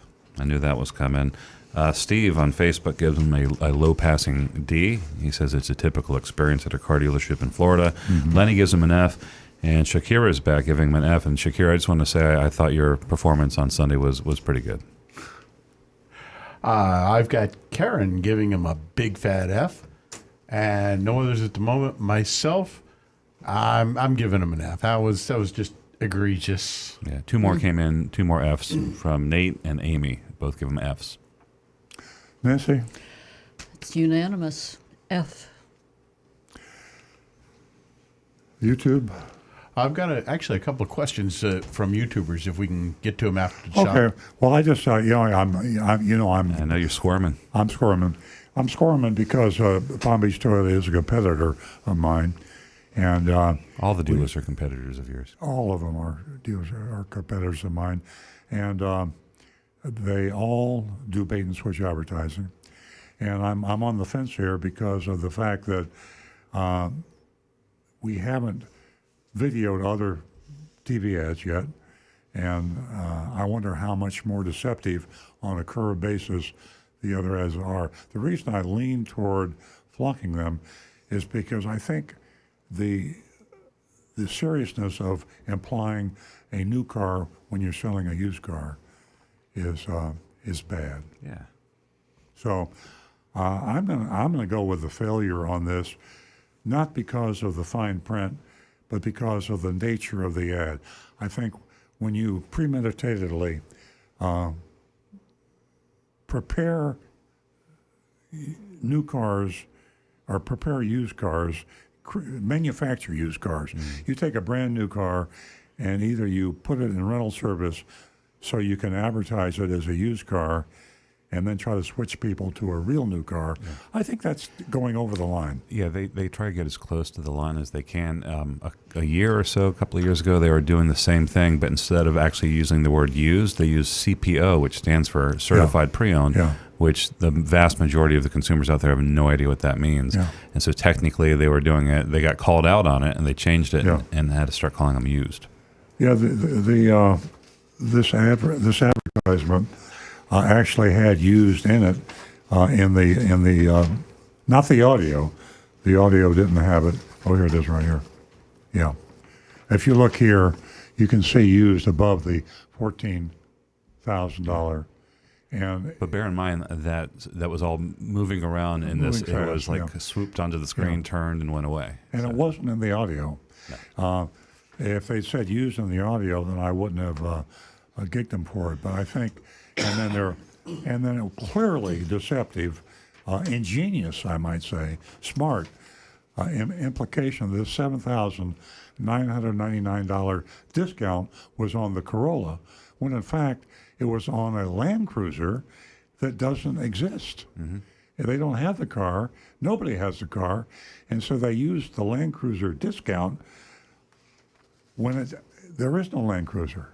So I think I'm talking myself into the F. Oh, yeah. I flunk them. Go to if you're listening, go to their website right now. Look for a Land Cruiser. Yeah, fine. There's not one there. Good They don't have ideas, too.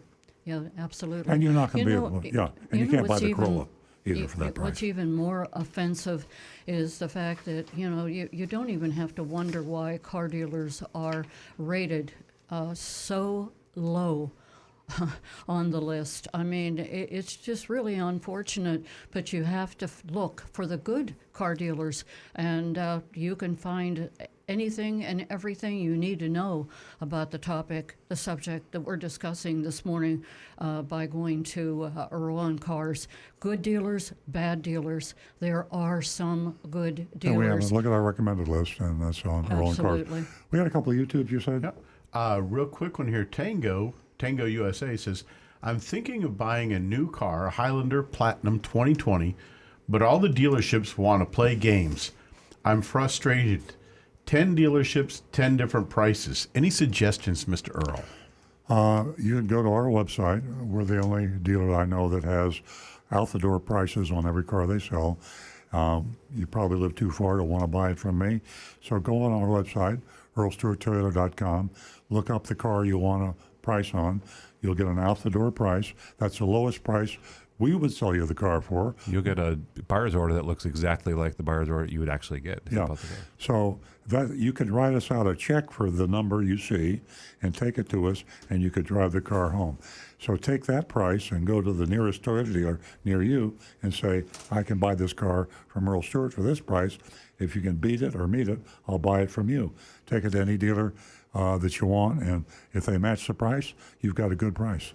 Countdown 3 minutes. And Jose Huertas says, hi, guys. My sister was caught at Elder Ford in Tampa for a 2019 Escape, sold to her as new with 7,500 miles. Is that legal? This happened last June. Look at the buyer's order. Well, first of all, shame on the state of Florida, because the definition of a used car is simply one that's been titled. So you could take a new car, put 180,000 miles on it, and you could call it a new car. Mileage has nothing to do with whether a car is used or new, according to the state of Florida. It should be a used car, but it's not. So you just check the status, and if you want to know legally or not used, check the status of the title. If it's been pre-titled, it's used. That's right. And Mark Weiss, lower than F is his grade for the mystery shopping It's a report. G. He says, however, I am in the Chicago, Illinois area, and I see ads saying executive demo or courtesy loaner, and they have less than 100 miles, some less than 25 miles. Your thoughts? Florida law says that if, and I can't speak for Illinois, Florida law says that if a car's been used as a loaner, demonstrator, if it has miles on it as a result of the use of the dealership, you have to disclose that fact. But they still sell it as a new car. But there's a Florida state form that you have to sign, and you probably sign it, and you don't even know you sign it, but the disclosure has to be there. It's also on the buyer's order in Florida. It says either new, used, or demo will be checked. Yes. Okay. Okay, ladies and gentlemen, I want to thank you for joining us here at Earl Stewart on Cars. We look forward to hearing from you next week. Have a wonderful weekend.